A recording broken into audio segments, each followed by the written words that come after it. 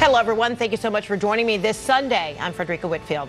We start with an emotional plea for answers after an Alabama police department admits the man they killed during a mall shooting on Thanksgiving night likely, I'm quoting, likely was not the gunman.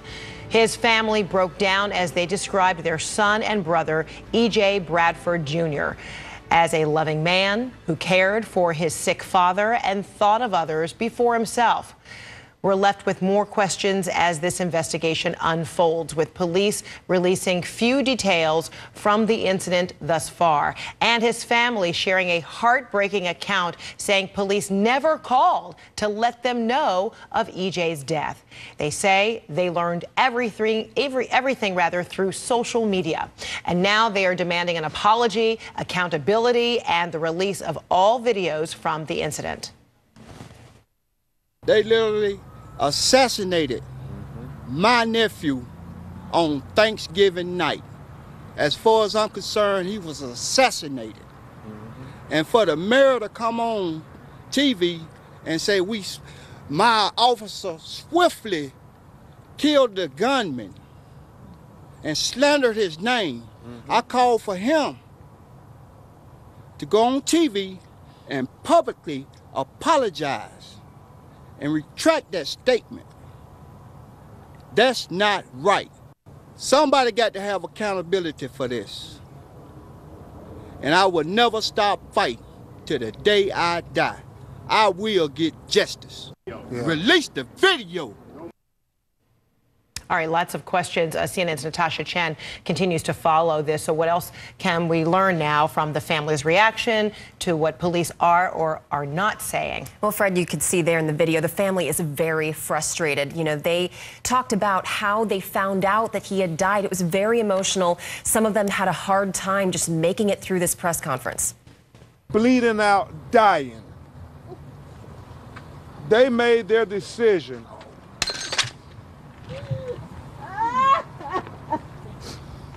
They say they hadn't been contacted by police. They haven't, rather, since this happened. And there also hasn't been any response from police to our questions either. The last piece of information we got from any law enforcement was late Friday, early Saturday, when Hoover police admitted one of their officers working as mall security on Thanksgiving did not stop the gunman responsible for the shooting that night. Instead, they shot and killed Emantic Fitzgerald Bradford Jr., or EJ, who was also at the scene. Here's EJ's brother. We weren't even contacted. I had to get on Facebook to see a video of him shot, bleeding. No police officers covered him up at all. I would never see him come through the house anymore. You know, tell him, hey, be careful out in these streets, give him a word of advice or anything, and you guys just took him. In the Hoover Police Department, you guys dropped the ball in a major way, seriously.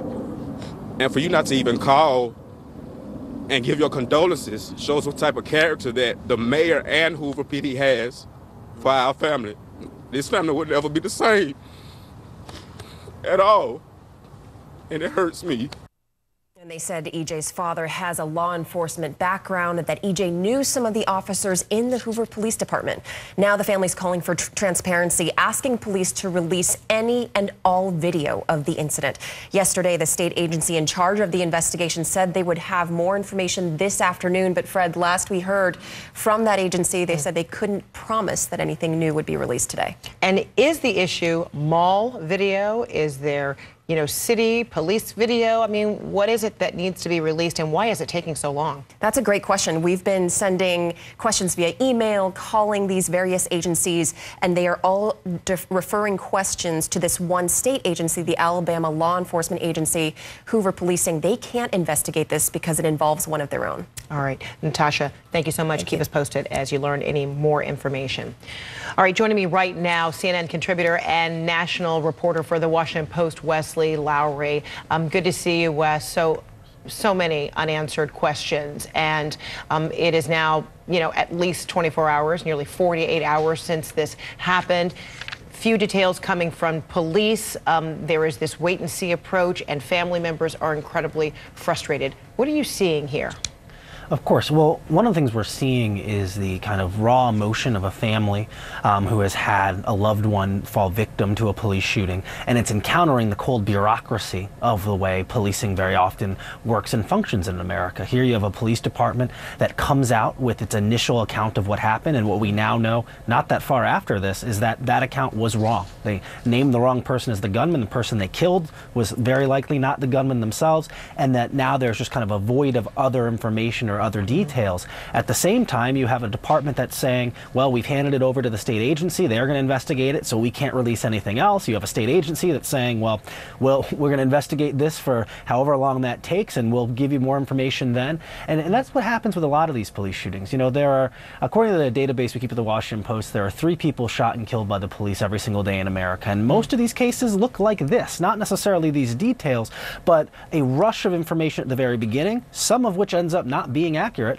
and then a long wait period, and those families in the meantime are just sitting here not knowing what exactly happened to their loved one. Yeah, and if anything, I mean, at this point, 2 days later, you know, and hours and counting, at least some kind of framework of what happened. It's still such a broad brush altercation, and then the next thing you know, one person is dead, and police would say that this person is not likely the gunman. Well, of course, and that it reads very often to communities as a level of coyness, right? The sense that it's very, again, kind of bureaucratic, and it comes across as cold, right? Well, we're investigating, you know, the kind of specific policing words being used, an altercation was likely not the gunman. One of the lessons that we learned over the last few years from Ferguson to Baltimore to many other places is that you've got to provide the community with information, right? You've got a young man who's been shot and killed in a mall, and the community does not believe that young man was in any way a threat to the public. And before even the community, you're hearing from the family members who are saying they were not even given the dignity of any information to learn about it, you know, through social media, and that the father has some background in law enforcement. People know it's a small town, people know each other, that the family wouldn't even be given a phone call that your loved one is deceased, and here are the circumstances, or this is what we know thus far. None of that. Of course, the family's not receiving it, and then beyond that, the public's not receiving it as well. When we talk about trust and distrust between communities and law enforcement, individuals and law enforcement, any person who knew EJ now has real, legitimate questions about what happened in this incident, and that is going to color their interactions with law enforcement possibly for the rest of their lives, much less anyone else who lives in this community or in this space. And so, again, I do think that while it's obviously still very early, relatively compared, in terms of this incident happening, it is important that the public and this family receive additional information about what exactly happened, and if mistakes were made, that those are acknowledged. You know, again, one of the lessons we learned here is that transparency is important if we want to maintain these relationships, because police shootings do happen. They happen pretty frequently. And what we know is that when the police aren't forthcoming about what happened, and when it comes out later, it erodes that trust and leads to additional incidents. Wes Lowery, thanks so much for being with us. Appreciate it. Anytime. All right, still ahead.